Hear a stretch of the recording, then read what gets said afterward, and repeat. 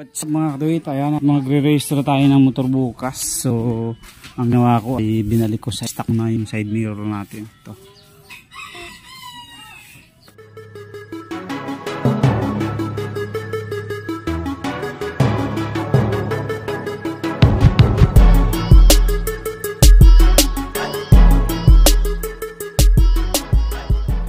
Yo, what's up mga katuwit? Good morning sa inyong lahat at meron tayong gagawin sa motor natin dahil expired na siya.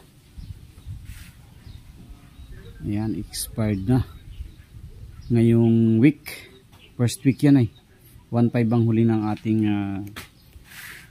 plate number, kaya yun ating tatanggalin muna yung side mirror to kasi alam ko hindi pasado sa LTO yan.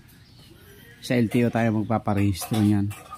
Tapos tatanggalin ko rin yung switch ng busina. Ito kasi naka dual horn kasi ito eh. Ito tinatago ko dito sa loob. Ayan. Isiset ko siya dun sa stock busina and then itatago ko siya dito sa loob. Tapos ito naman wala namang problema. Pasado naman sa LTO yan, basta mas mababa siya sa headlight. So babaklasin muna natin at papalitan natin ng stock side mirror. Palitan natin yan para sureball na pasado siya sa inspection sa LTO. Okay? Hey there. Subscribe to my channel and also press this bell icon.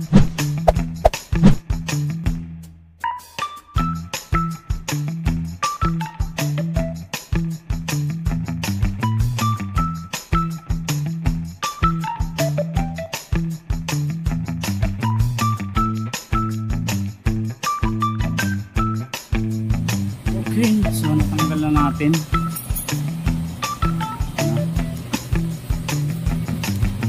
Tapos tanggalin natin tong side mirror. Itong ano, switch.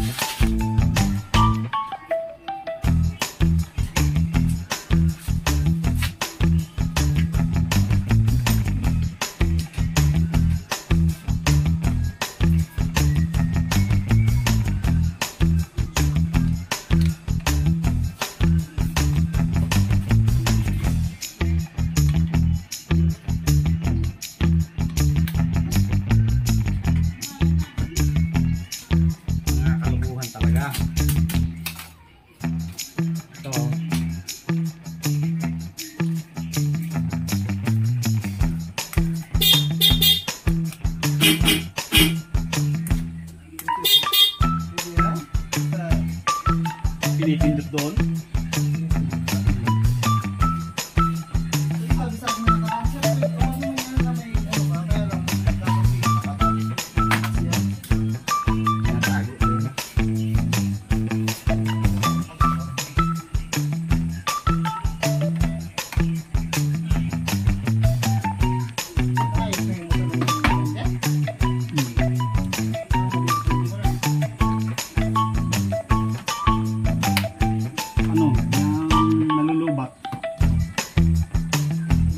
Busted na yung battery niya tsaka yung wiring niya.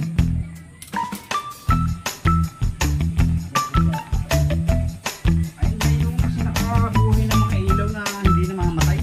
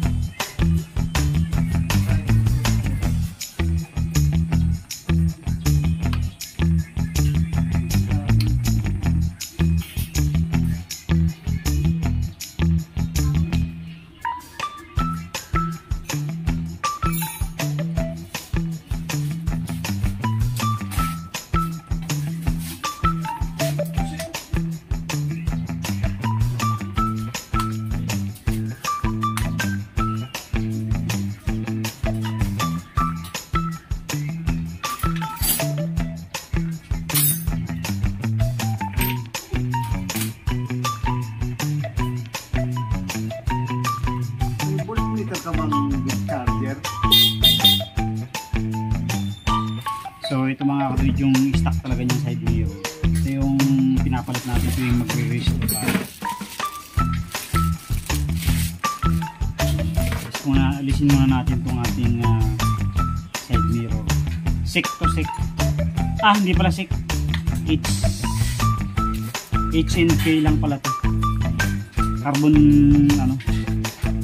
copy.